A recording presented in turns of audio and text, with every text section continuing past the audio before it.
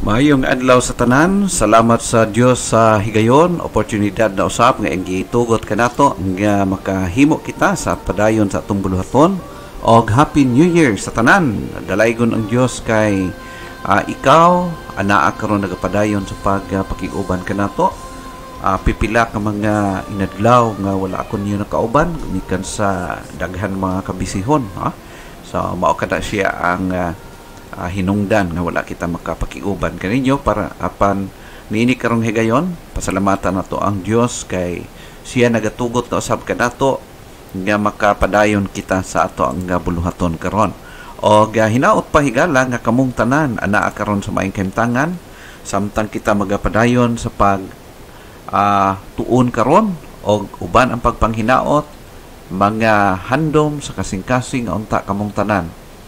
Tagaan sa Dios og dugang nga tsansa nga niini karong adlaw magsugod o padayon sa tuig 2022 nga siya gyud magpanalangin sa matag usa kanato, especially sa atong pagkinabuhi nga nagasunod, nagabuhat sa buluhaton nga makahimaya diha sa ato ang buhi nga Dios. Magaampo kita sa ato ang pagsugod sa ato ang buluhaton. Kanimo o Dios kalangitnon, salamat sa higayon, oportunidad nga niini nga adlaw karon makahimo kami makasugod sa pagpadayon sa paghimo nining buluhaton. Panalangin ni o Dios ang tanan nagapaminaw karon sa mga radyo diya sa ilang panimalay o sa mga cellphone naga-follow niini live diya sa ilang tagsa-tagsa ka mga lokasyon. I pray that your Holy Spirit will continue to work out sa kinabuhi, ginamit imong pulong, mag-convect sa among kasing-kasing niini karon nga adlaw. This I pray in Jesus' name. Amen. Niini karon higayon, padayon nato ang pamalandungan ang pulong sa Ginoo o niya kita sa portion sa Book of Acts chapter 2, specifically in verse 22 down to verse 36.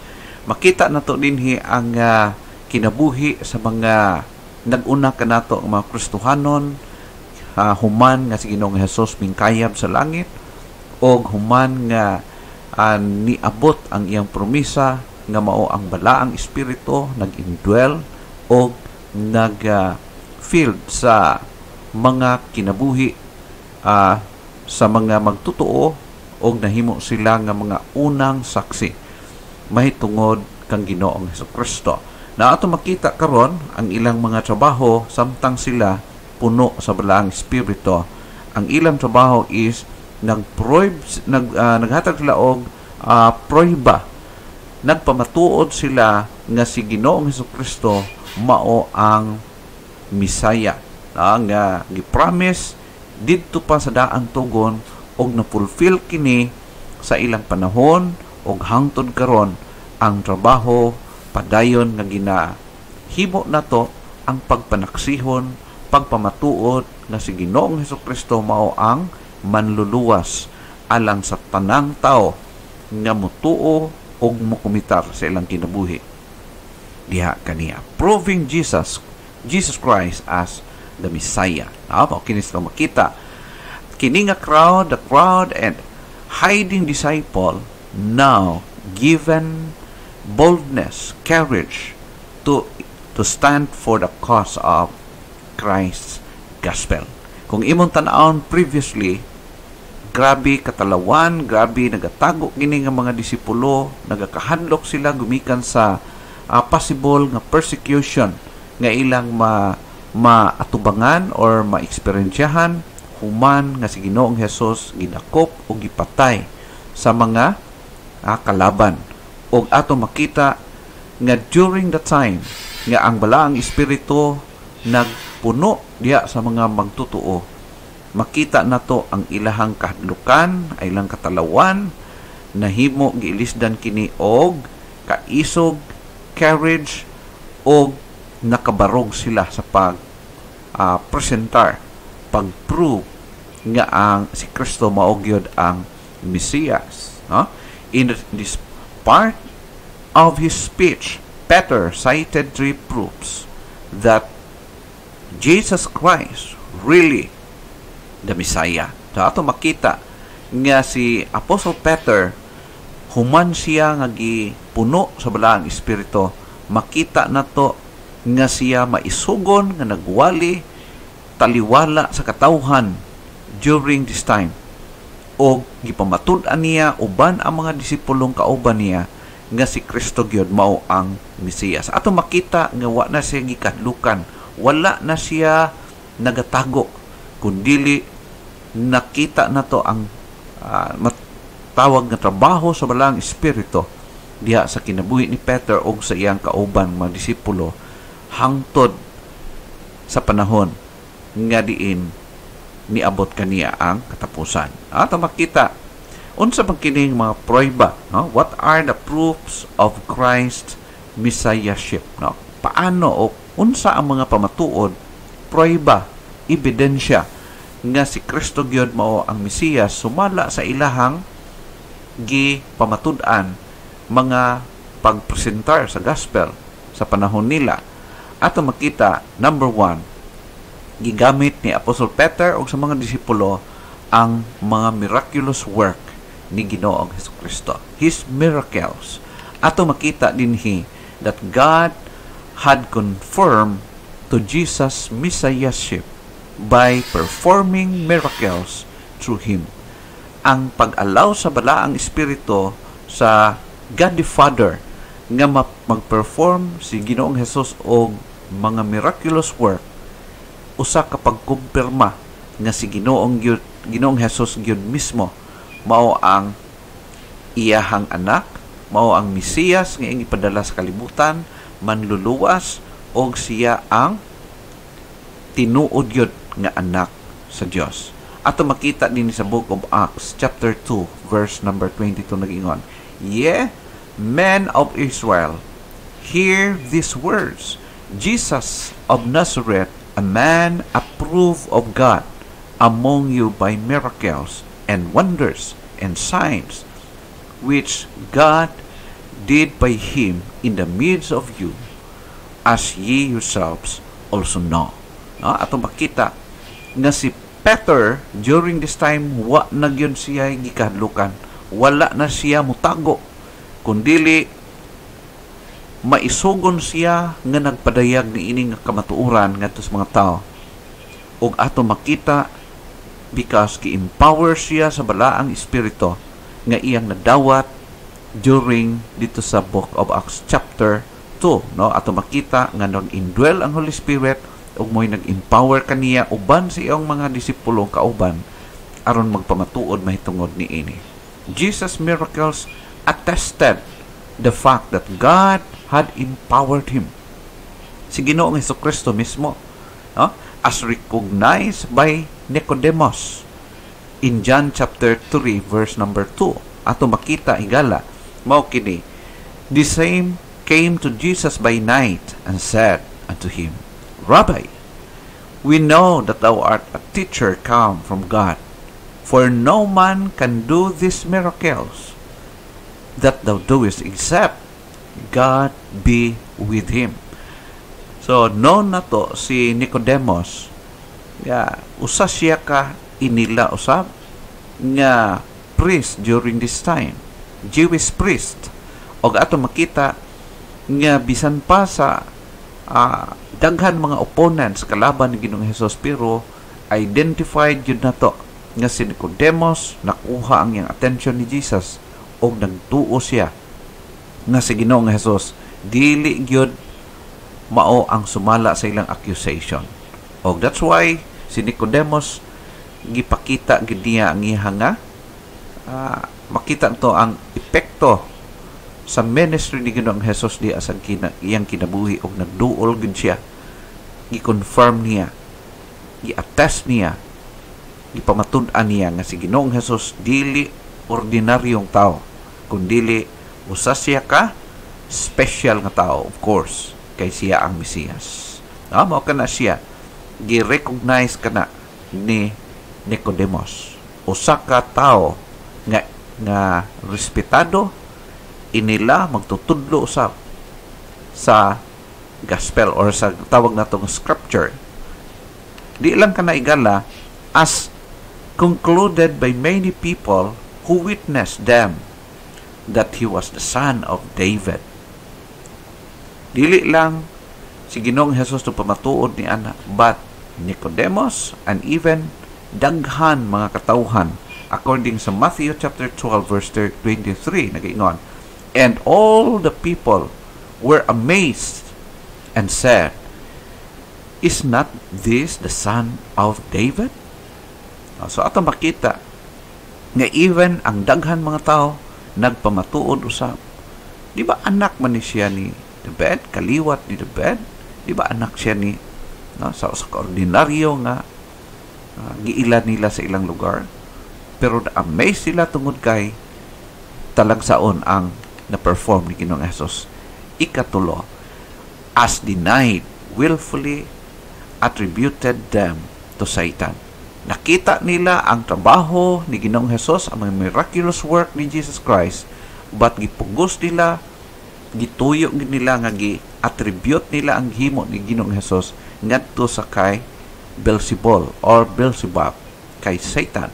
Ato makita sa verse 24 verse sa chapter 12 sa book of Matthew nag-ingon, but when the Pharisees heard it, they said, "This fellow doth not cast out devils, but by Beelzebub, the prince of the devils."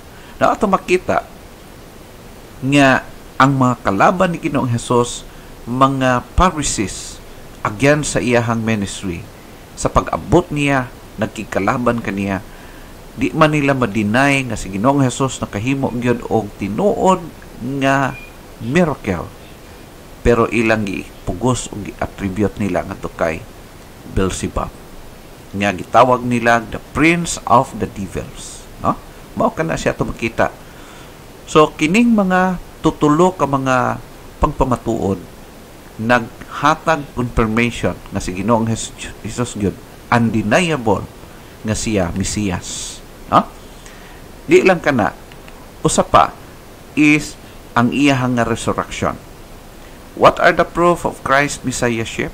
Not only his miracles, but his resurrection. Ang iyang pagkabanhaw nagpamatuod nga si Ginoong Hesukristo gyud mao ang Mesiyas. To makita that Jesus' crucifixion had been no accident, but was part of God's eternal plan. Parte sa eternal nga plano sa Ginoo nga si Ginoong Hesus mapatay o siya mabanhaw.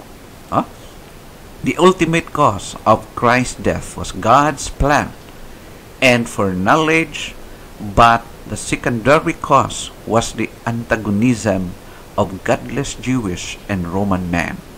Daghan mga kalaban niya, Mahudiyo, kadugo niya, kadagilungsod niya, or ang mga Roman soldiers or Roman men nga against, nga during this time mao'y nag-rule, nag-colonize sa ilahang lugar.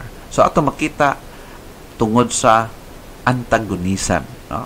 Kalaban kay ginila si Ginoong Hesus, pero giplano nandaan sa Ginoo nga mao kanang mahitabo. According sa verse 18 sa chapter 3, but those things which God before had showed by the mouth of all his prophets, that Christ should suffer and hath so fulfilled. Now, kung unsa iyang giantos, gitagna ng daan og na-fulfill kini sumala sa gisulti sa mga propeta. In verse 28 in the book of Acts chapter 4, for to do whatsoever thy hand and thy counsel determined before to be done. Wa pa nahitabo, giplano ng daan, determinado na nga mahitabo gyud sumala sa plano sa Ginoo. In verse 29 sa chapter 13, makita na to, and when they had fulfilled all that was written of him, they took him down from the tree and laid him in a sepulchre. At makita, gilubong siya, gisulod siya dito sa ilahanga iyang lubnganan. So ato makita din higala nga ang plano sa Ginoo long before na fulfill gayud ni Ginoong Hesus, og nagpamatuod ka na nga siya ang tinuod nga Misaya, og hangtod karon padayon nato kining gipamatud-an. No? All that God had planned were fulfilled. Our salvation had cost Jesus death. That's why we are now reconciled to Himself. Dalaygon ang Diyos sa atong kinabuhi. Kung ikaw nakaangkon sa kaluwasan karon, sigurado ka diha sa imong kasing-kasing kana tungod kang Ginoong Hesukristo nga nagpakamatay, gilubong og nabanhaw, og siya gyud ang tinuod nga Mesiyas. Ang gipromise sa Dios Amahan og na-fulfill kini sumala pa sa gipamatud-an sa mga apostoles. Di lang kana igala His ascension. Dili lang nga si Ginoong Hesus, human siya namatay, nabanhaw siya, ning kayap siya pagbalik sa langit. Ni ascend siya ngadto sa langit. Jesus at God's right hand had poured forth the promised Holy Spirit from the Father. Sa diyang siya mong kayap sa langit, nag-promise siya nga ipadala niya ang balaang Espiritu, the Holy Spirit, nga maoy mag-uban sa mga magtotoo hangtod sa katapusan. Human sa iyahang trabaho, human sa iyahang mission, nagbalik siya dito sa iyang throne o naghulat siya nga moabot ang takna nga gitagal. O while naa siya dito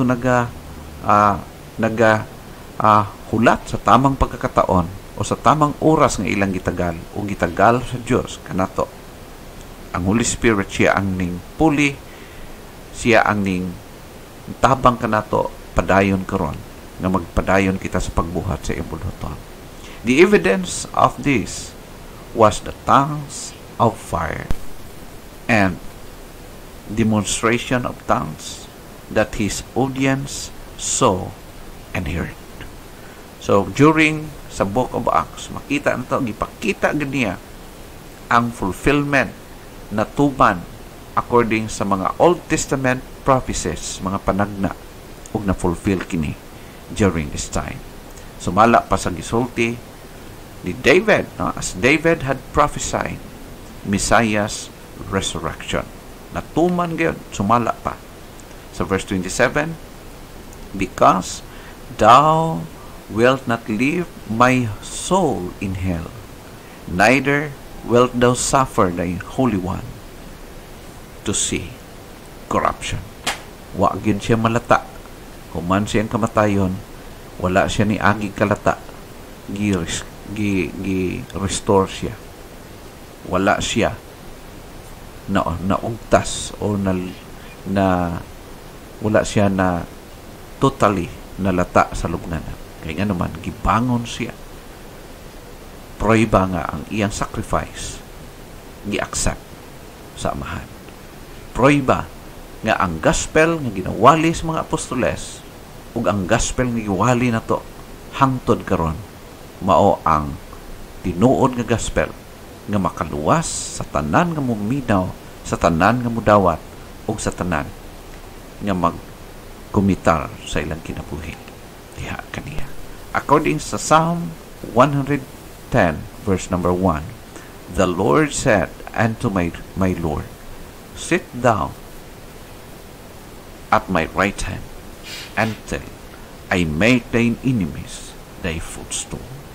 So ato makita igala nga padayon pa kini nga gina-perform, padayon pa gina-fulfill sa Ginoo. Si Ginoong Hesus karon nagahulat sa exact time nga gitagal sa Dios mismo. Og siya sumala pa sa gi-prophesy dito sa Book of Psalm, until I make thine enemies thy footstool. Hangtod nga himuon ako ang imong mga kalaban tumbanan sa imong mga tiil.